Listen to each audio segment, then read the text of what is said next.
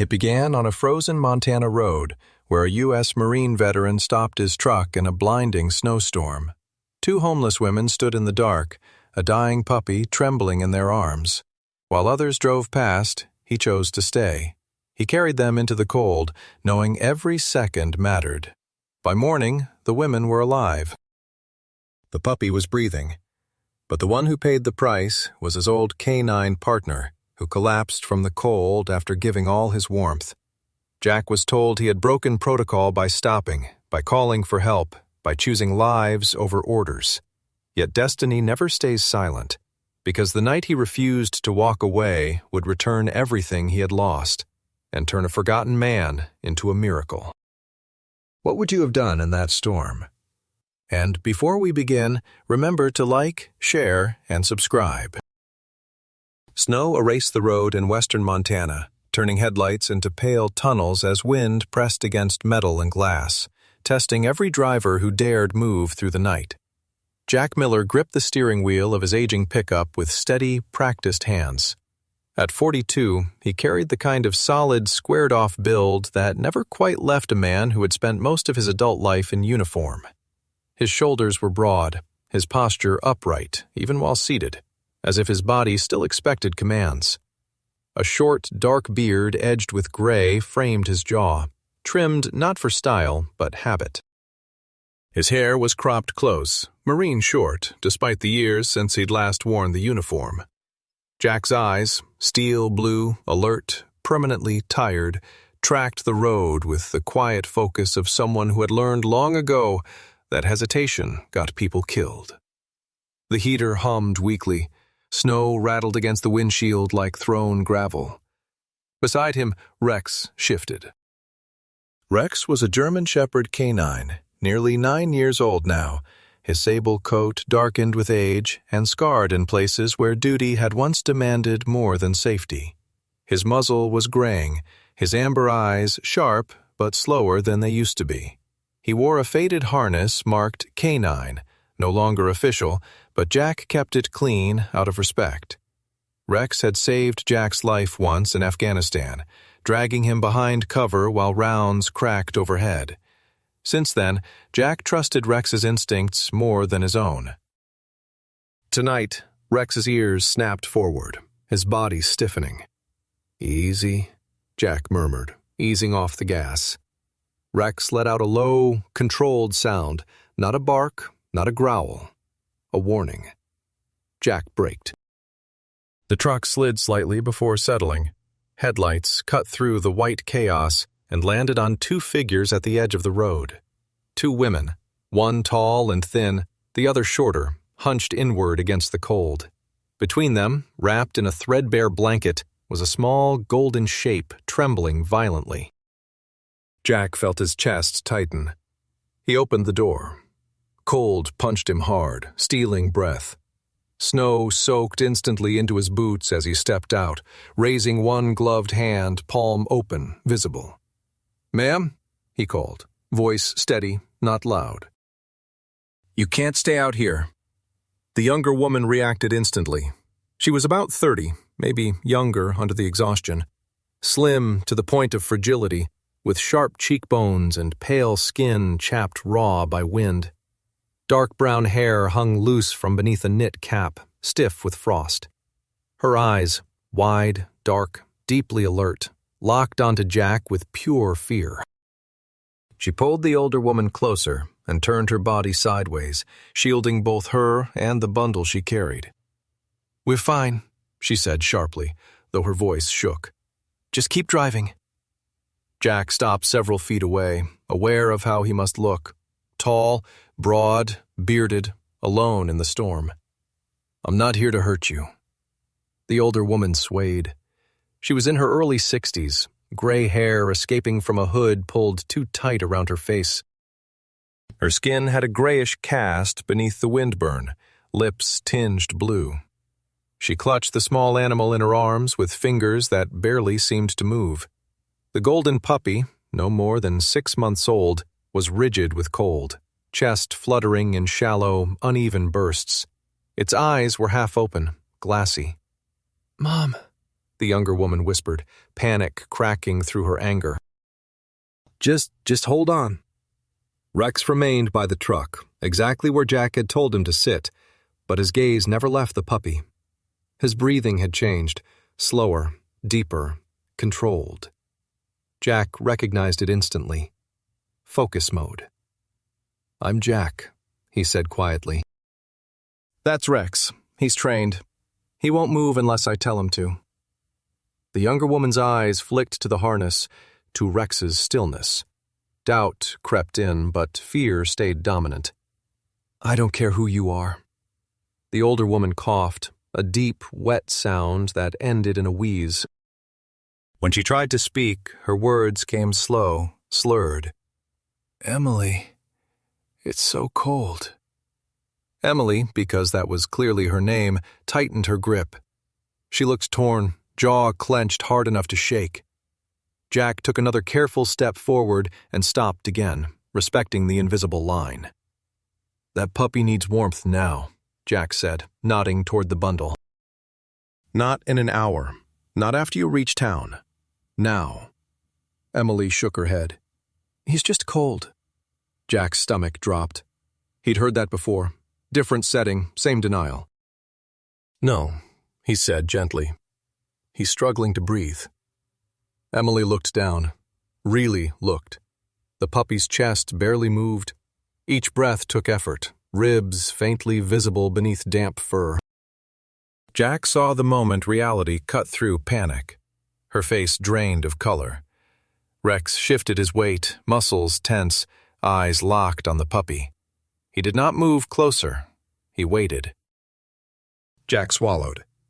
He didn't think of medals, or the years since anyone had trusted him with responsibility.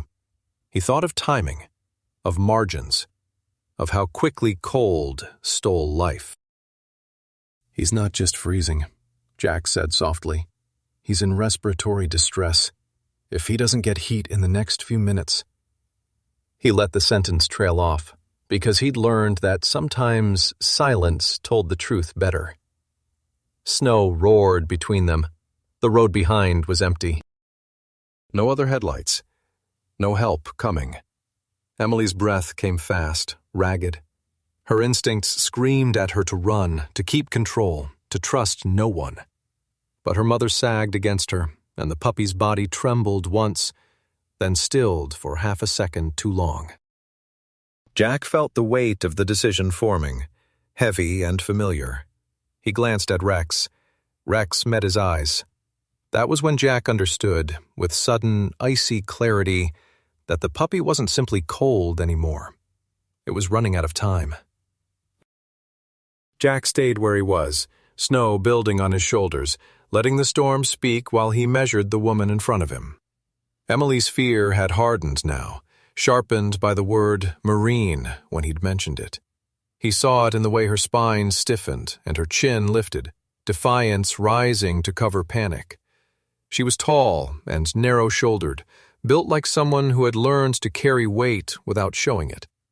Her coat hung loose on her frame, too thin for weather like this, the zipper broken and tied with a strip of cloth.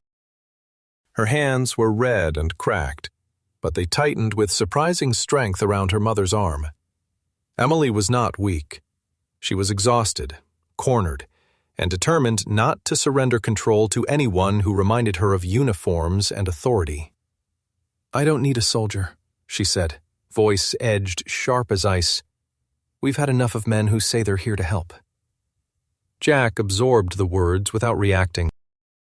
Years ago, in a dusty village half a world away, a woman had said something similar to him while clutching her child. That memory had carved itself deep, changing the way he approached people forever. "I'm not here as a Marine," he replied quietly. "I'm here because you're freezing, and that dog is running out of time." Margaret shifted again. The movement was subtle, but Jack caught it. The slight delay between thought and action, the way her knees didn't quite obey.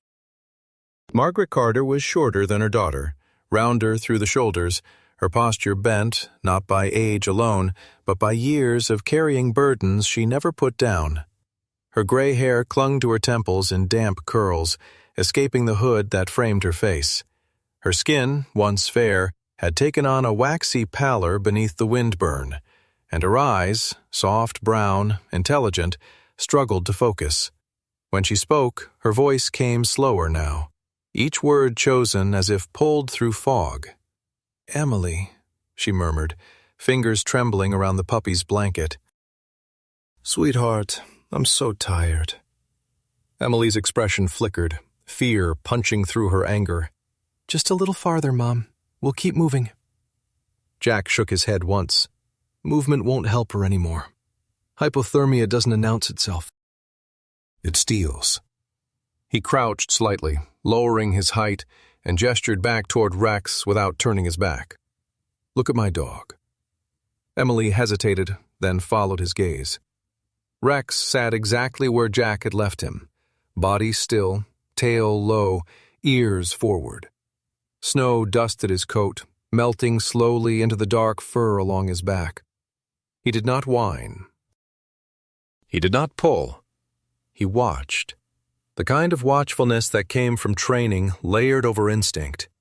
The harness across his chest was worn but clean, the stitching repaired carefully by hand. Margaret's eyes lingered there longer than Emily's. Something in her expression changed. Not relief, not trust, but recognition. "He's disciplined," she said slowly. "Not like pets, like the dogs they use for search and rescue." Jack nodded. "That's what he was trained for." Margaret swallowed, her throat working visibly. "Then he knows when something's wrong." Rex's gaze flicked briefly to Margaret, then back to the puppy. Jack felt the familiar tightening in his chest. He did not speak. Margaret leaned closer to Emily, her weight sagging.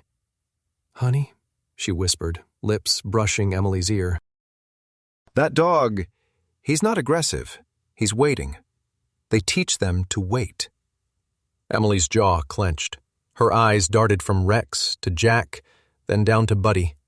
The puppy's breathing had grown irregular, shallow bursts followed by frightening pauses. Emily's hands began to shake. "Mom, don't say things like that."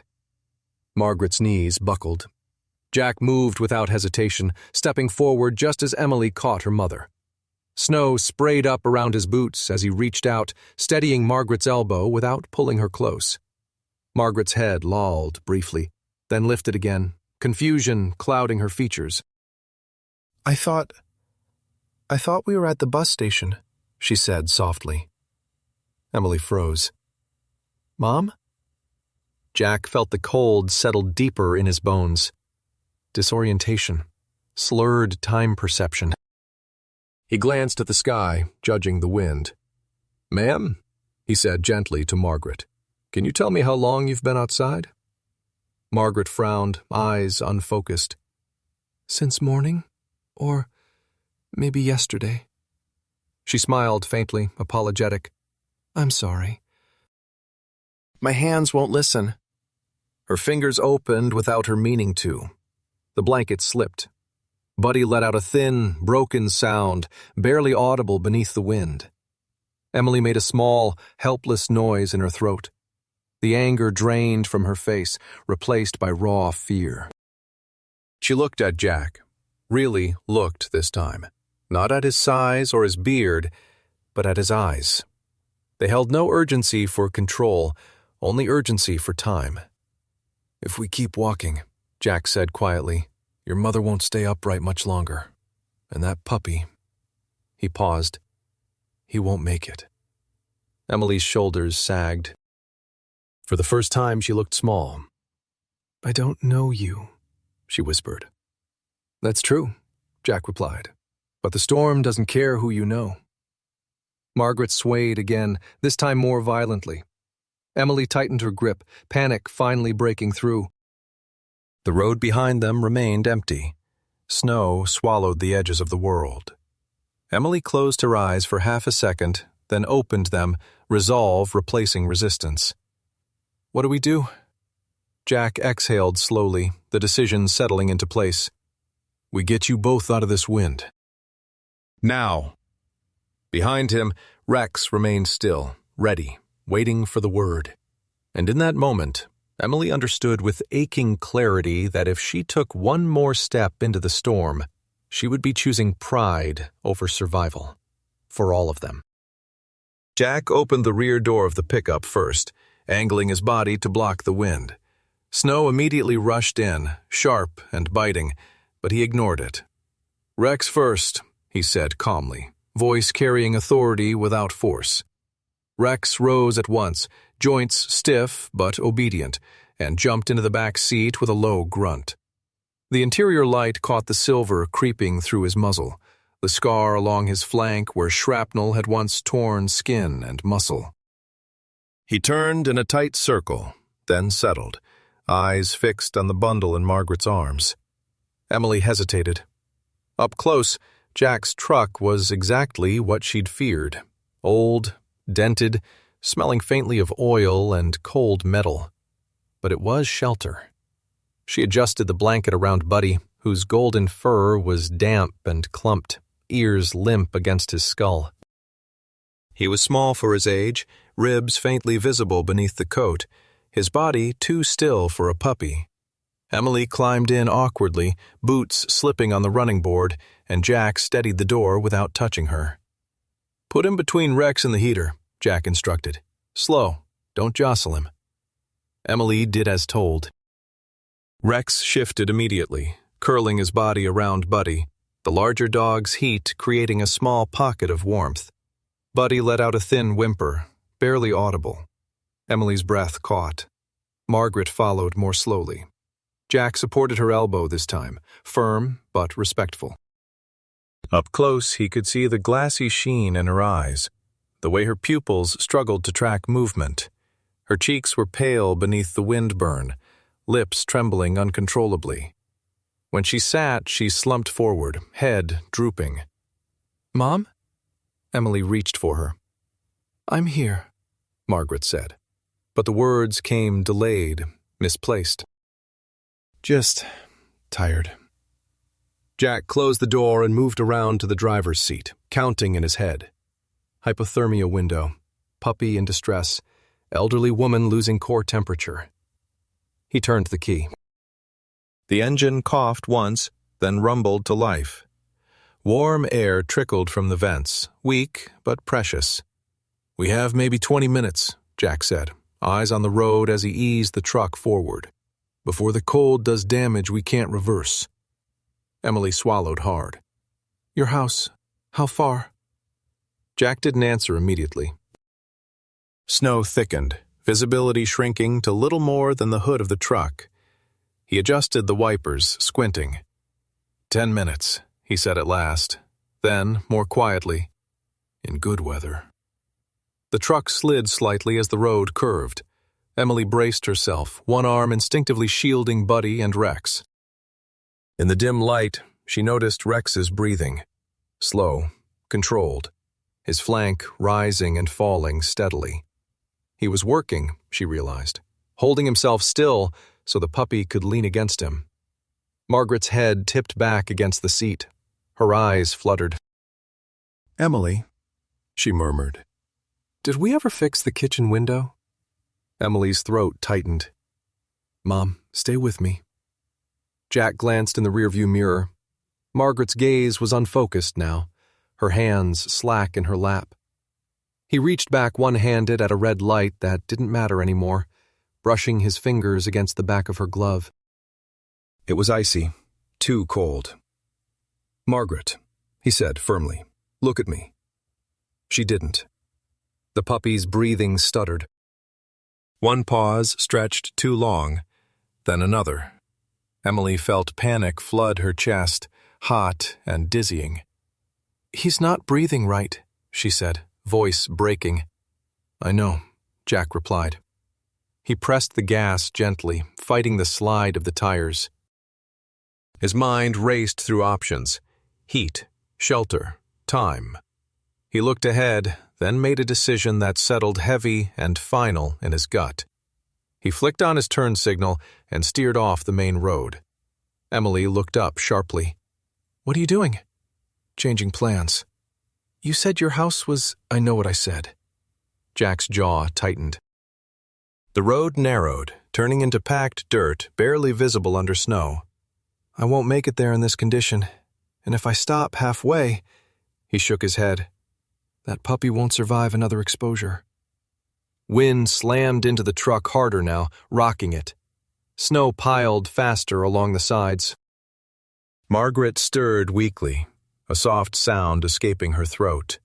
Emily's fear flared into anger. You said we'd be safe. We will be, Jack said, steady despite the chaos. Just not where I planned. He drove with the precision of someone who had navigated worse terrain under worse circumstances. His hands remembered angles and traction, even when his eyes strained to see. Rex lifted his head, sensing the change, but did not move from Buddy's side. What's out here? Emily demanded. Jack exhaled slowly. An old civil maintenance station, closed 3 years ago when the county cut funding. I did contract work there after I got out. He swallowed. It's solid. Windbreak, generator hookup. It's closer than my place. Emily stared at him, heart hammering. Trust had already cost her too much in life. But the alternative, stepping back into the storm, was unthinkable. She looked down at Buddy, at her mother's slack hands. The truck lurched over a rut. Margaret let out a faint moan and slumped sideways. Emily caught her just in time, tears spilling free. Mom, please. Jack pulled harder now, ignoring the protesting engine. Ahead, through the swirl of white, a low concrete structure emerged, half buried in snow, its outline barely visible. A metal door, faded yellow, stood at the side. There, Jack said. Relief and dread tangled together in his chest. He skidded to a stop beside the building.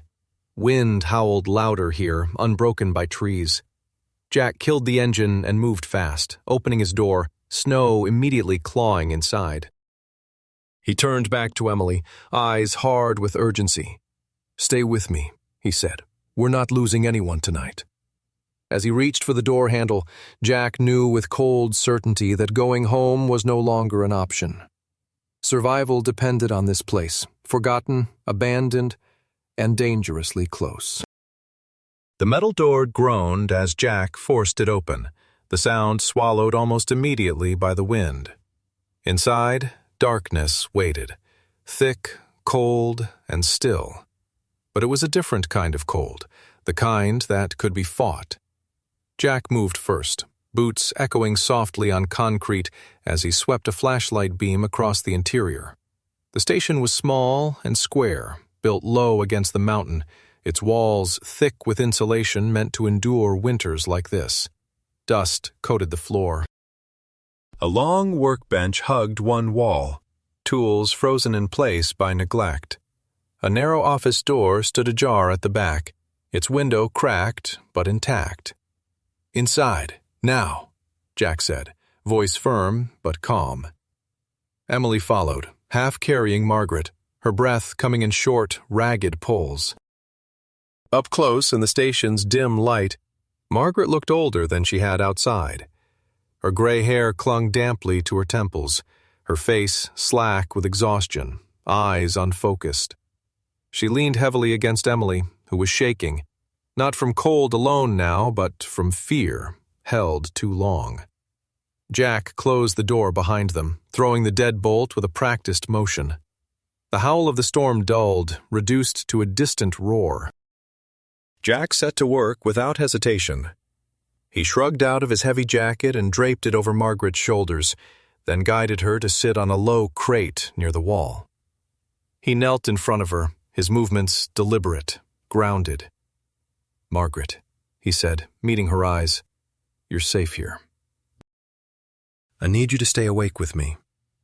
She blinked slowly, lips parting. Feels warm, she murmured, though the air was still cold. That's the problem, Jack replied gently.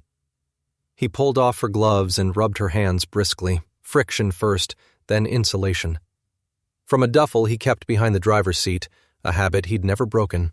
He produced a wool blanket and wrapped it around her shoulders and chest, tucking it close. No sudden heat. We bring you back slow. Emily watched every movement, memorizing the way he spoke, the way his hands never rushed. "You've done this before," she said quietly. Jack didn't look up. "Too many times." Rex padded in behind them, nails clicking softly. Snow melted off his coat in dark rivulets. At Jack's signal, he lay down beside the workbench, then shifted closer to Buddy when Jack nodded again. Buddy was placed carefully between Rex's chest and the bench leg, shielded on 3 sides. Jack folded another blanket around the puppy, then crouched, listening.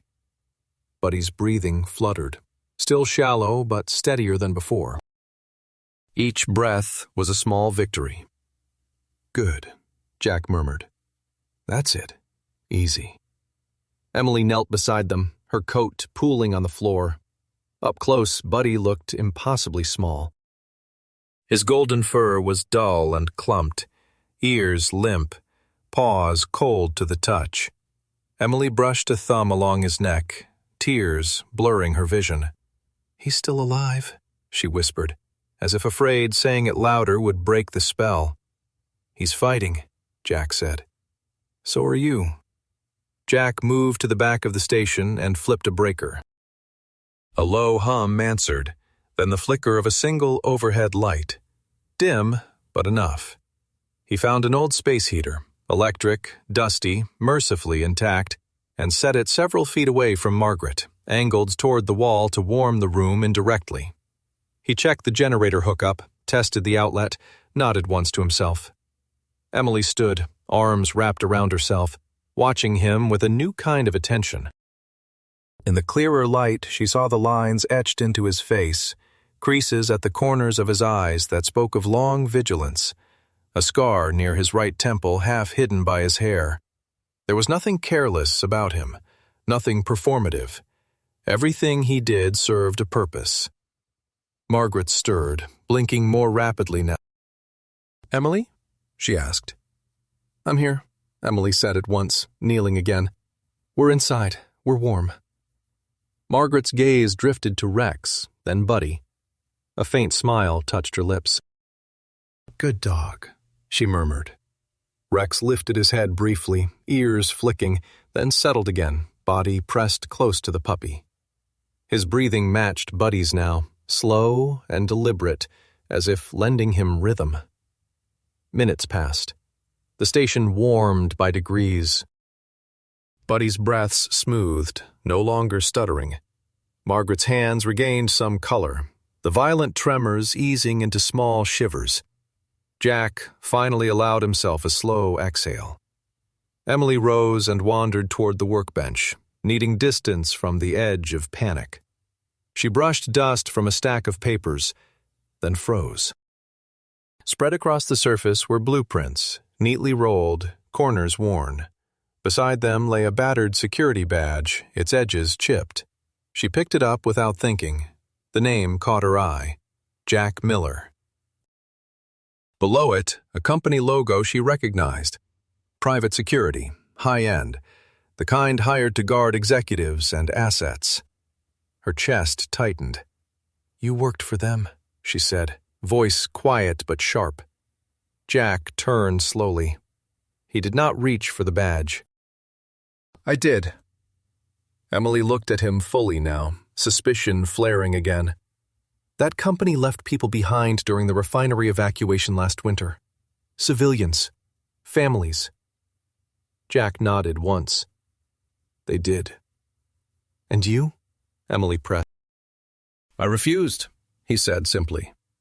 "They told me to secure the perimeter and let local responders handle the rest. I didn't." His jaw tightened, the memory clearly alive. "I walked off the contract, took people with me." Emily's grip tightened on the badge. "They blacklisted you?" "Yes." Silence settled between them, heavy but different now. Emily looked back at Margaret, wrapped in blankets, breathing steadily. At Buddy, alive because of careful hands and borrowed heat. At Rex, older, scarred, still serving. "You lost everything," she said softly. Jack met her gaze. "So did you." The realization hit Emily with unexpected force. This man, steady, capable, cast aside for choosing people over orders, stood on the same side of the storm as she did, not above it, not untouched by it. Behind them, Buddy let out a soft sigh and settled deeper into Rex's warmth. Margaret slept, stable for now. The shelter held. And in that quiet, Emily understood the truth she hadn't expected to face. Jack Miller wasn't a threat. He was a mirror. The storm eased into a steady, distant growl, as if the mountain had decided to watch rather than attack. Inside the station, the air held warmth now, uneven, imperfect, but real. Jack sat on an overturned crate with his elbows on his knees, eyes moving in slow, constant checks. Margaret's chest rising under the blanket, Buddy's small ribs lifting more confidently. Rex's flank rising and falling beside him. Habit kept Jack still. Stillness kept mistakes away. Emily broke the quiet.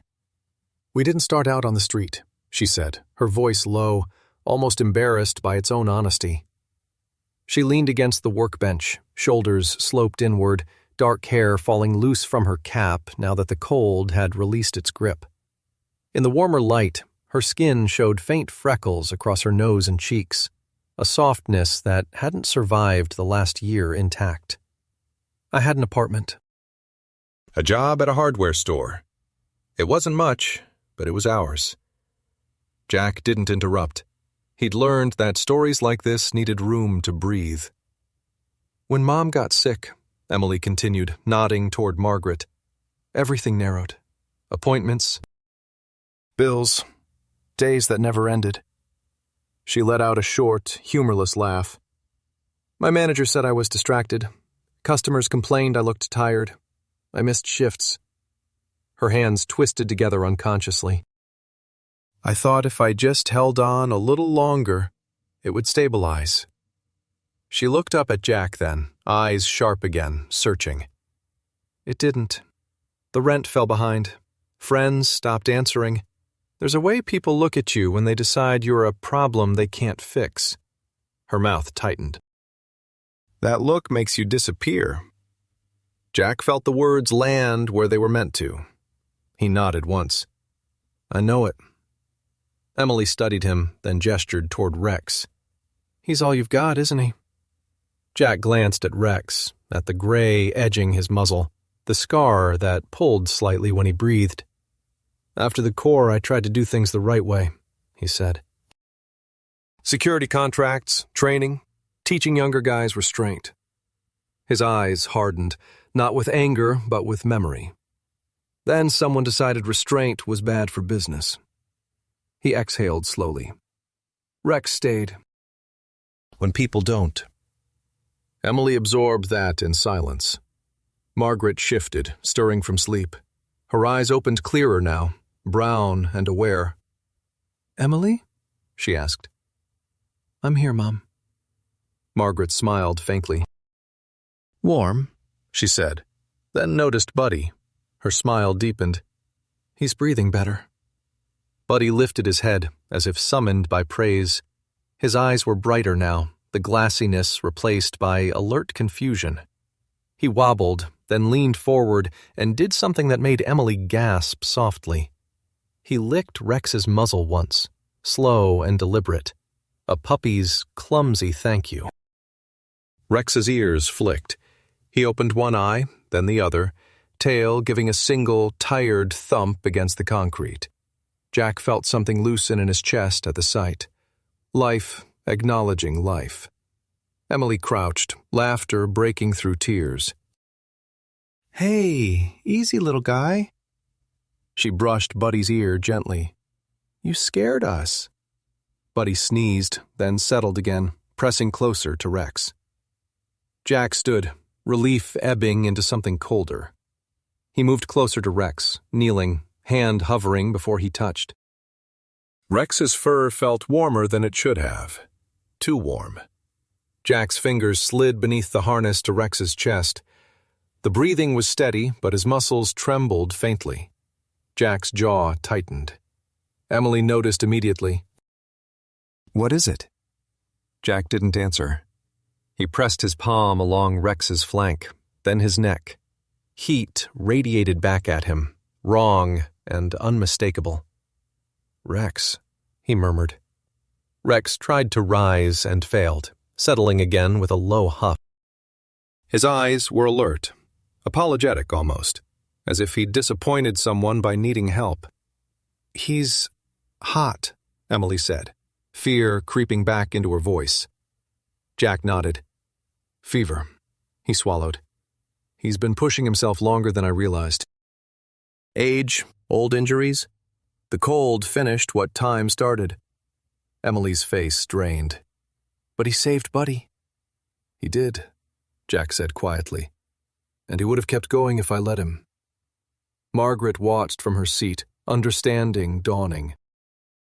"He gave his warmth," she said softly. "Like people do." Jack pressed his forehead briefly to Rex's, a habit from nights long past. He closed his eyes for half a second. He could handle danger. He could handle storm. What he couldn't handle was losing the one partner who had never walked away. Rex's tremor worsened, subtle but growing. Jack's marine training reeled off options automatically. Cooling too fast was dangerous, but unchecked fever would be worse. He adjusted the heater, angled it away, loosened the harness to help Rex breathe easier. Emily hovered, helpless. "What do we do?" Jack looked at her, then at Margaret, then back to Rex. The answer formed with painful clarity. "Now," he said, "Rex is the one in trouble." Outside, the wind shifted direction. Inside the nameless shelter, the roles had changed, and Jack understood the truth that settled heavy in his bones. Survival had a cost, and tonight, Rex was paying it. The radio sat on the workbench like a thing that could bite. Jack stared at it longer than he should have, jaw set, hands still.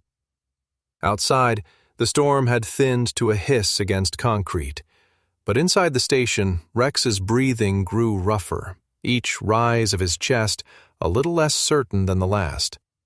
Jack had spent years avoiding calls like this, numbers that led back into systems that asked for paperwork before compassion. But the tremor under Rex's ribs left him no room to pretend. He keyed the mic. "Emergency veterinary response," he said, voice level. "Canine down. Fever, tremors, respiratory strain. Location, county maintenance station off Ridge Spur." The reply crackled in with practiced calm. "Copy." "Hold position." Emily watched him from the far wall, arms wrapped tight around herself. In the station's steady light, she looked younger, the hardness easing from her face as fear settled into resolve. Buddy lay curled against Margaret now, breathing easy, the puppy's warmth returning color to his ears. Margaret sat upright, blanket cinched close, eyes alert and worried.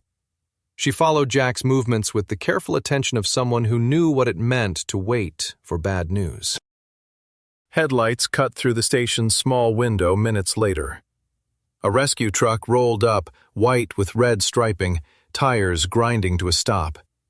Two figures stepped out into the cold. The first was a woman in her late 30s, tall and athletic, her dark hair pulled into a severe bun beneath a knit cap. Her face was narrow, sharp-boned, with eyes that assessed before they softened. "Dr. Sarah Collins," her jacket read. "Veterinary Emergency Services." She moved with brisk confidence, the kind earned by long nights where lives tipped on decisions made in seconds. Behind her came a stocky man in his 50s, beard grizzled and thick, eyes kind beneath heavy brows. Mark Henson, rescue medic. He carried a case that looked heavier than it should have been. They were inside in moments. Sarah knelt beside Rex without ceremony, Hands steady, fingers precise.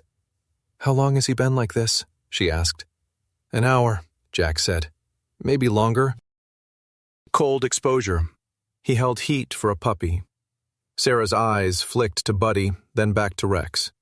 "Old soldier," she murmured, checking Rex's gums, his temperature. "He's running hot, too hot." She glanced up at Jack.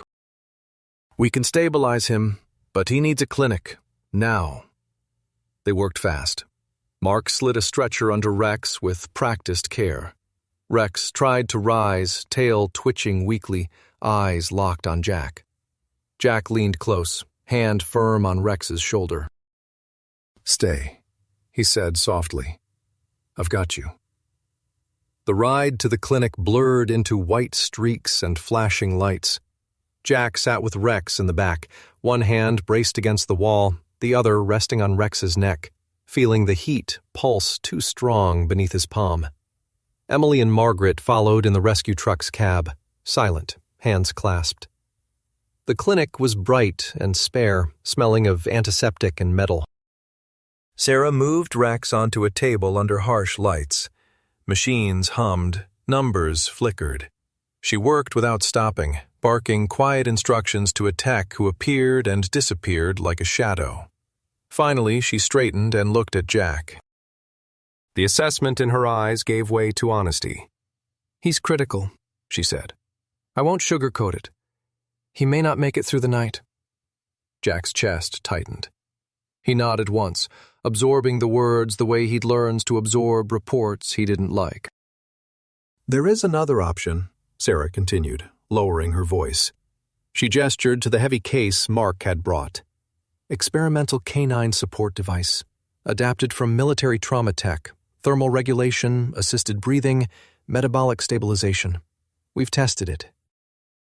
"Not on a dog his age, not with his injury history." Jack understood immediately.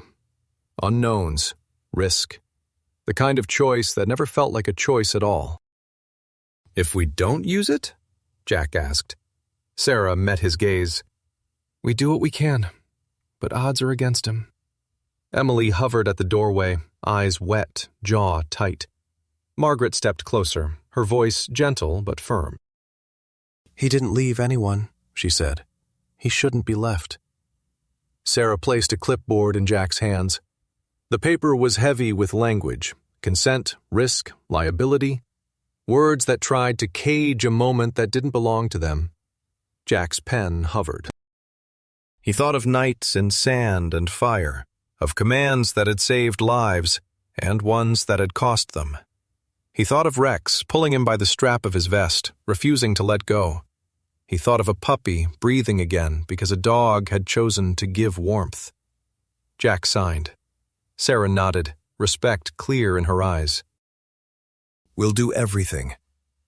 They fitted the device with care, sleek, compact, humming with controlled power. Tubes, sensors, gentle pressure. Rex lay still, eyes half-lidded, trusting. Jack stayed until Sarah placed a hand on his arm. "We've got him." Hours passed in a waiting room that smelled like coffee and disinfectant. Emily sat beside Jack, silent but present. Margaret dozed, hand resting on Buddy's back. Outside, dawn crept thin and gray along the mountains. Sarah returned at last, fatigue lining her face, but relief there too. "He responded," she said. "He's not out of danger, but he's fighting." Jack closed his eyes, breath shuddering out of him. For the first time that night, the weight shifted just enough. Rex was alive. And Jack knew, with the clarity of a soldier who had crossed the line again, that choosing to call for help had been the hardest order he'd ever given. The first true quiet after the storm came with dawn, pale light stretching across Montana like a held breath finally released. Snow still ruled the ground, but it no longer moved. Jack stood on his porch, boots planted where frost glittered, watching Rex test his weight on the steps. The old German shepherd moved carefully now, slower, wiser, his graying muzzle lifted as if he were tasting the morning. Buddy bounced around him in wide, clumsy arcs, 6 months of unspent energy contained in a golden body that seemed to believe the world had always been kind. Rex tolerated the enthusiasm with patience, lowering his head to accept a lick, then turning slightly to shield Buddy from the wind. The lesson was wordless and complete. Inside, the kettle clicked off. Emily set 2 mugs on the table and paused, listening to Margaret hum softly as she folded a blanket. Margaret's recovery had been steady and real, the way healing should be. No miracles, just days that stacked in the right direction. She wore a wool sweater borrowed from the housing office, her gray hair brushed back neatly, posture upright again. Her eyes were clear, attentive, and when she moved, it was with the calm of someone who had returned from a long distance. "You should drink yours before it cools," Emily said, handing Jack a mug. In daylight, she looked like a person rediscovering her edges, tall, slim, shoulders relaxed rather than braced. Her dark hair fell cleanly to her collarbone now, her face open, freckles faint across her nose. The fear hadn't vanished, but it no longer steered her. She had learned how to set it aside. They sat without rushing. The cabin felt fuller than it had ever been, not with noise, but with presence. On the counter lay a neat stack of forms, housing assistance, temporary work referrals, a clinic follow-up for Rex. Systems, finally doing what they were meant to do. Later that morning, a knock sounded. Jack opened the door to Linda Perez from the Winter Housing Program, her short frame bundled in a practical coat, clipboard tucked under one arm. She smiled without ceremony. "Just checking in," she said. "Move-in went smoothly?" Emily nodded. "Warm floors, a door that locks." Linda made a note. "We'll keep the case open through the season. No rush." She glanced down as Buddy trotted over and sat, tail sweeping the floor. "Looks like he's decided." Buddy leaned into Rex, who stood like a quiet pillar beside him. Linda's smile softened. "Good choices all around." Word spread the way it always does in small towns, not loudly, not in headlines, but through small acknowledgments. A nod at the store, an extra bag of feed left on the porch. A note slipped under the door with a number to call if Jack ever wanted contract work that didn't ask him to look away. He declined most of it, but he accepted one invitation, a meeting with the city's winter response coordinator, a man named Caleb Wright, mid-40s, angular face, neatly trimmed beard, eyes that listened more than they spoke. Caleb had lost a brother to exposure years ago, and the loss had carved a careful seriousness into him. "We don't need heroes," Caleb said, spreading maps across the table. "We need people who stop." Jack nodded. He talked about routes that disappeared in storms, about warm pockets that mattered more than speed, about protocols that treated civilians as the point, not the obstacle. He spoke quietly, practically. The room took notes. At the clinic, Sarah Collins visited once more, checking Rex's gait and the faint scar along his flank. "He'll carry this," she said, tapping the chart. "But he'll carry it well." In the sunlight, Sarah looked less severe than she had under emergency lights. Tall, spare, freckles dusting her cheeks, eyes steady. "You did the right thing," she added, not as reassurance, but as fact. Jack thanked her, and meant it. That evening, snow returned, not as threat, but as reminder. Jack stood with Emily on the porch as flakes drifted down. "It's still winter," she said, half smiling. "Winter isn't the problem," Jack replied. "Being alone is." They watched Rex and Buddy make a careful circuit of the yard, old and young leaving paired tracks that crossed and recrossed. Where once there had been a single line leading away from the cabin, there were many now, layered, shared, indistinguishable. When night settled, Jack wrote one email he had put off for years. Short, factual, offering help without spectacle. He closed the laptop and listened to the quiet. A kettle settling, a blanket shifting, 2 dogs breathing in sync. Some people are born to keep going, eyes forward, pace unbroken. Others are born to stop when stopping matters, to turn back when the storm insists, to kneel and lend warmth where it is needed most. In Montana, winter would always return, but the footprints it left behind no longer told a story of one man walking alone. Sometimes the miracle is not thunder from the sky, but a quiet moment when someone chooses not to walk past. In the heart of winter, when fear freezes our judgment and the world feels indifferent, God often works through ordinary hands, through a driver who stops, a dog who gives warmth, a stranger who refuses to leave anyone behind. Faith is not always loud. Sometimes it looks like compassion, patience, and courage in the cold.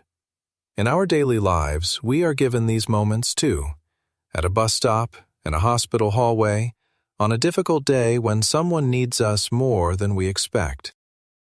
If this story touched your heart, share it with someone who needs hope today. Leave a comment and tell us where you're watching from and what kindness you believe God is calling you to offer. Subscribe to the channel to keep these stories alive. May God bless you, protect you, and bring warmth to your home and peace to your heart.